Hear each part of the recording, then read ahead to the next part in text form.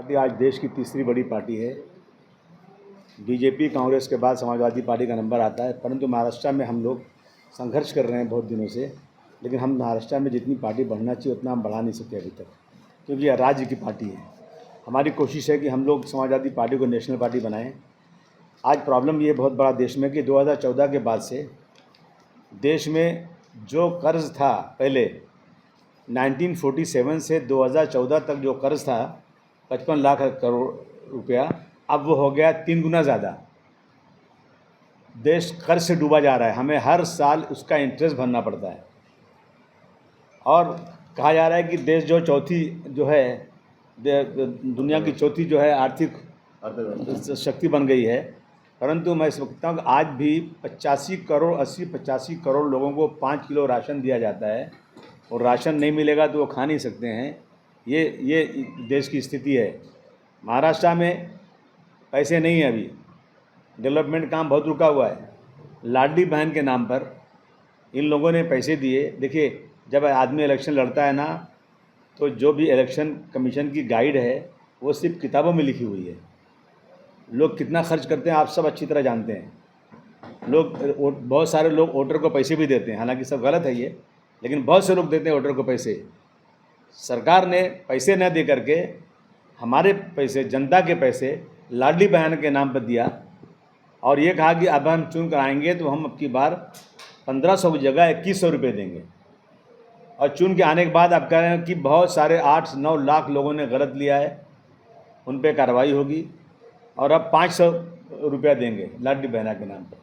अभी हम बजट के लिए बात करते हैं तो बोले पैसे ही नहीं है, पैसे ख़त्म हो गए हैं। ये हालत है महाराष्ट्र की।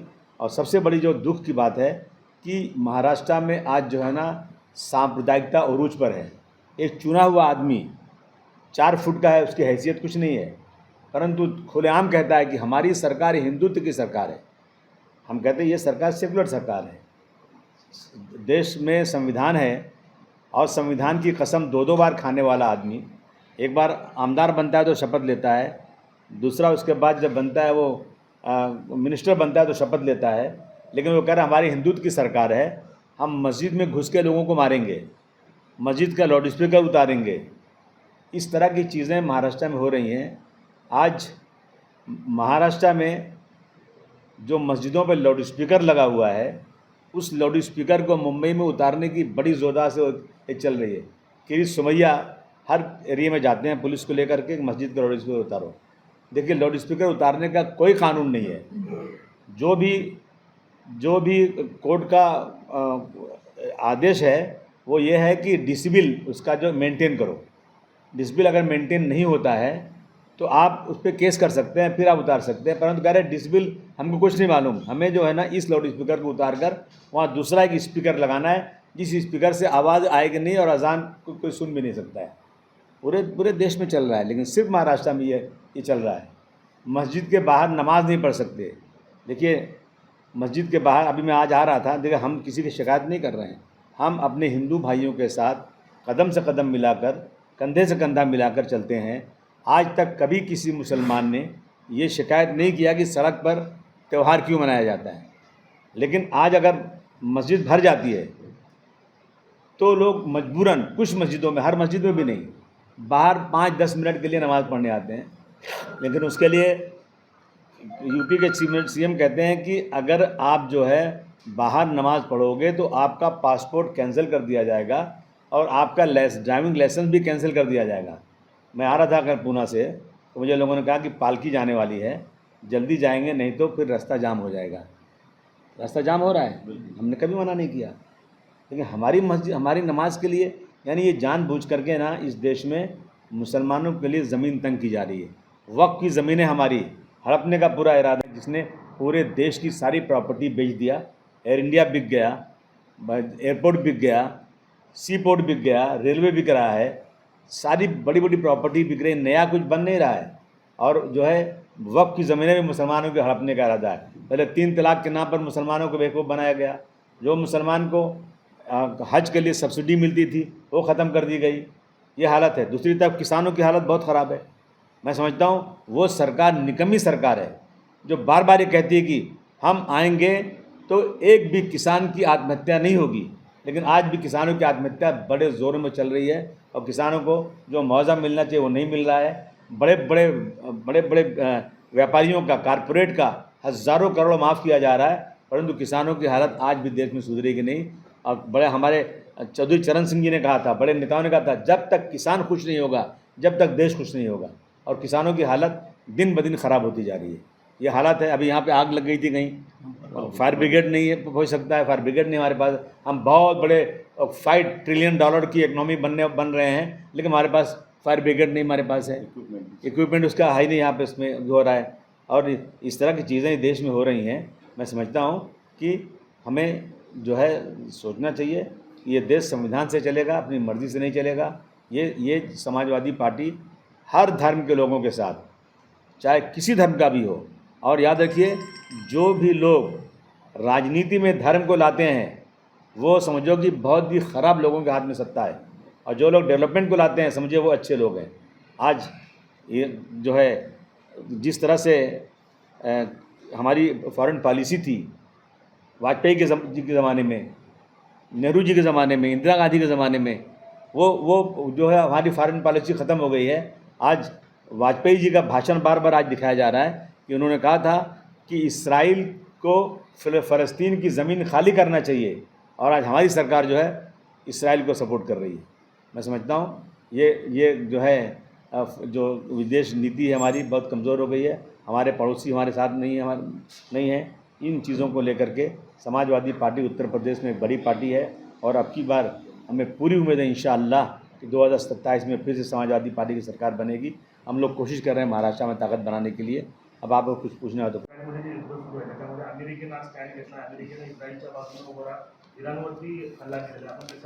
देखिए, ऐसा है कि जो अमेरिका की चौधराहट है देश में ना, वो ख़त्म होना चाहिए। डॉक्टर राम मनोहर लोहिया साहब ने कहा था, बहुत पहले कहा था कि भारतवर्ष, हिंदुस्तान, पाकिस्तान, बांग्लादेश, श्रीलंका, नेपाल का एक महासंघ बनना चाहिए, ताकि जो अमेरिका हमेशा धमकी देता है, अमेरिका कहता है कि मैंने जो है पाकिस्तान और भारतवर्ष की जंग को बंद करा दिया, हमारे इसमें अपमान हमारा है। प्रधानमंत्री जी कहते हैं नहीं, ऐसा नहीं है, वो बार बार कह रहे हैं हमने जंग बंद कराया।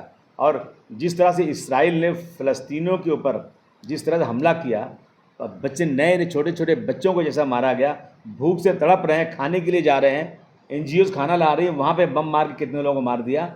उस पर अमेरिका नहीं कुछ बोल रहा है, अमेरिका फिर भी इसराइल का साथ दे रहा है। और इसराइल ने पहले हमला किया है ईरान के ऊपर, उसके बाद उसने रिलेटिएट किया है। और उसने, मैं बधाई देता हूँ कि 85 साल का वो इंसान जिसके दादा भारतवर्ष में पैदा हुए थे, बाराबंकी में पैदा हुए थे, भारतवर्ष का खून है उन लोगों के अंदर, उन्होंने जिस तरह से इसराइल को जवाब दिया, मैं समझता हूँ कि बहुत ही ज़बरदस्त काम किया उन्होंने। मैं इसको तारीफ़ करना चाहता हूँ। इसराइल को भुगतने का समय आ गया है, इसराइल को भुगतने का समय आना ही चाहिए, क्योंकि कहते हैं अल्लाह भगवान के यहाँ देर है अंधेर नहीं है। जिस तरह 1.25 लाख लोगों को मारा है, जबकि फ़लस्तीन के लोगों ने इनको रहने की जगह दिया था।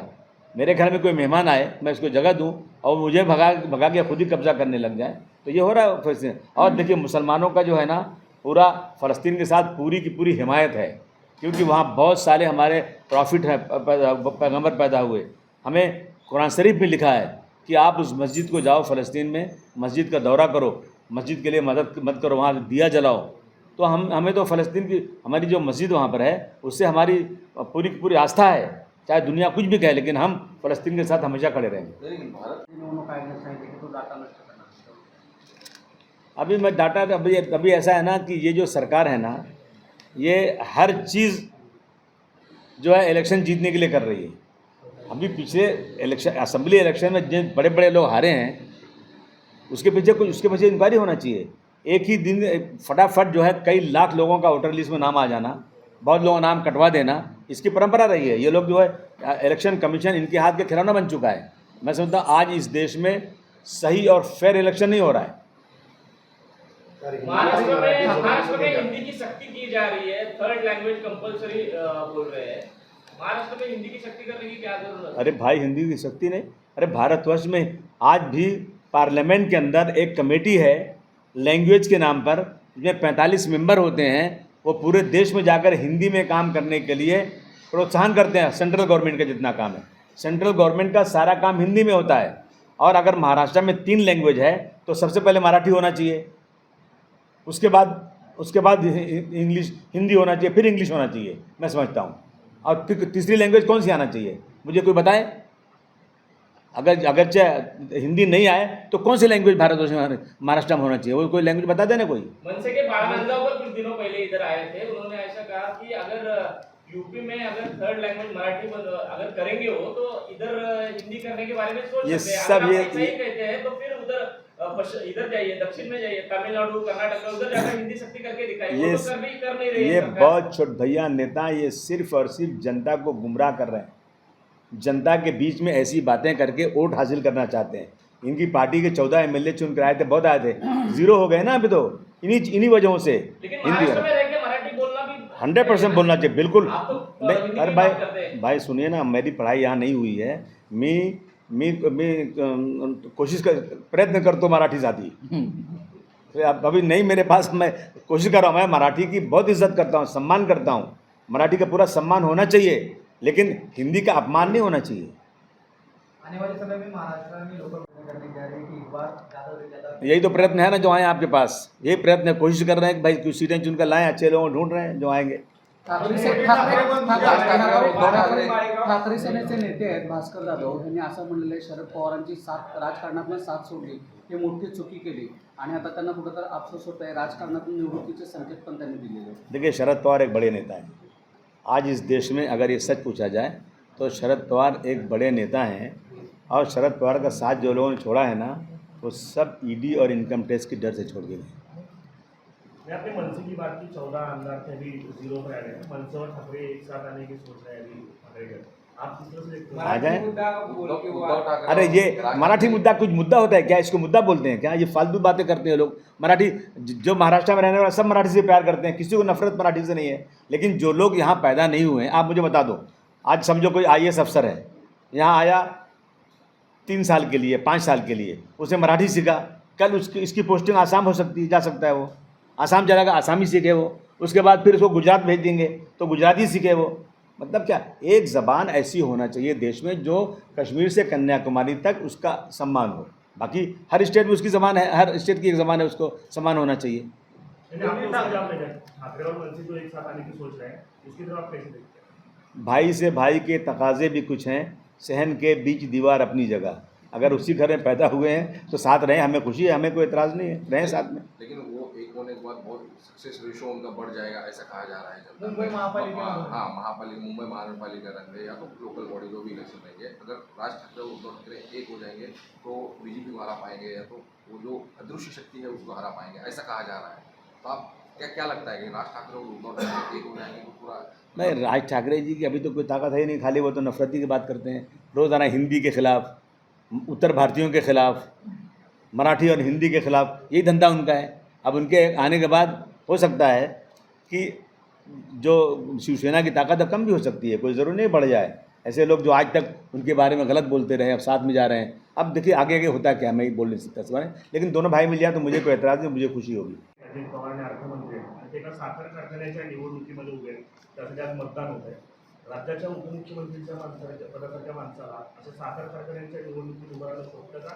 आणि तुम्ही कशा पद्धतीने बघताय निवडणूक? स्वतःला चेअरमन म्हणून पण घोषित केलं। नहीं, उप मुख्यमंत्री होने के बाद तो पूरे महाराष्ट्र के मालिक हैं वो, फिर उनको ऐसे छोटे काम नहीं करना चाहिए, किसी और को खड़ा कर देना चाहिए था। लेकिन शरद पवार और अजित पवार का आमना सामना, थेट आमना सामना लड़त हो रहा है। उनका जो बड़े नीलकंठेश्वर पैनल है और इनका बड़े राजा सरकार बचाव पैनल है, इस वजह से जैसा शरद पवार और अजित पवार का लोकसभा में या तो विधानसभा में जैसा आमना सामना हुआ, वैसा एक साखर कारखाने के इसमें आमना सामना हुआ है। तो नहीं, मुझे इतने बड़े नेता जो है आमने सामने हो रहे हैं साखर नहीं, कारखाने। देखिए शरद पवार साहब बड़े नेता हैं, अजित पवार साहब उन्हीं के साथ बड़े हुए, उन्होंने वहीं सीखे उन्होंने। मैं समझता हूँ कि कोई अंदरूनी ऐसी बात है जिसकी वजह से वो अलग हुए हैं। मैं नहीं समझता कि अलग होना चाहिए था, लेकिन आमने सामने तो नहीं आना चाहिए। सर परसों लामूटी में इधर कोल्हापुर में इनकाउंटर हुआ था, पूना के जो लड़के था, पूना पुलिस ने इनकाउंटर किया था, उसने आपने टिप्पणी भी की थी, देखिए हाँ, मैंने इंक्वायरी की मांग की थी, लेकिन पूना पुलिस ने जो इनकाउंटर किया है उन पुलिसों को 1 लाख रुपये बख्शीश जाहिर किया है। आपने जो इंक्वायरी की मांग की नहीं, सुनिए ऐसा ना, सरकार हो नहीं रहा है। सुनिए, देखिए ऐसा है ना कि मेरे पास परिवार के लोग आए थे। एक लेडी आई, उसने उसके घर की बोली कि मेरे पे आके कनपट्टी पे रिवॉल्वर लगा दिया और बोला चलो किधर है वो सोया उसको बताओ। वो ऊपर गई, नॉक किया, जैसे दरवाज़ा खुला उसको गोली मारा। गोली मार दिया उसको। देखिए बहुत बड़ा भी क्रिमिनल हो, कसाब से बड़ा क्रिमिनल कौन हो सकता है? कसाब ने जब कसाब ने इतने लोगों को मारा रेलवे स्टेशन पे, कहाँ हमारे लोगों ने, जब भाग रहा था कसाब तो चौपाटी पे जिन पुलिस वालों को खबर मिली कि इधर से आ रहा है रोका, उसने उसको पुलिस वालों को मार दिया, लेकिन उसके बाद कसाब को मारा नहीं गया। कसाब को पकड़ा गया और इंक्वायरी हुई, क्या खाएगा तू, कौन सा वकील चाहिए तुझे, सारी सुविधा दी गई, उसके बाद उसको फांसी दी गई। हमारे पास कचहरी कोर्ट है, हमारे पास जजेस हैं, हमारे पास जेल है। ये सारी चीज़ों को छोड़ के शॉर्ट रास्ता अपना के इस तरह से गोली मारना, मैं समझता हूँ ये भारतवर्ष के कानून का उल्लंघन है। उसको पकड़ना चाहिए और मुकदमा चला के, वो क्रिमिनल था, मुझे पता चला कि क्रिमिनल था, 2 बार उसको मकोका लगा हुआ है। हमें पहले ये बात नहीं मालूम थी, लेकिन फिर भी कितना बड़ा भी क्रिमिनल हो, कसाब से बड़ा क्रिमिनल तो नहीं हो सकता। तो इनकाउंटर होता नहीं है। अगर उसने गोली चलाई तो उसकी गोली कहाँ गई? पुलिस ने गोली चलाई, उसकी गोली तो पता नहीं चला कहाँ चली गई। तो मेरा कहना है कि इस तरह से पकड़ के मारना गलत है। क्रिमिनल को पकड़ो, फांसी दो। बाकी पुरस्कार के लिए सिफारिश की है, कितना सही है ये?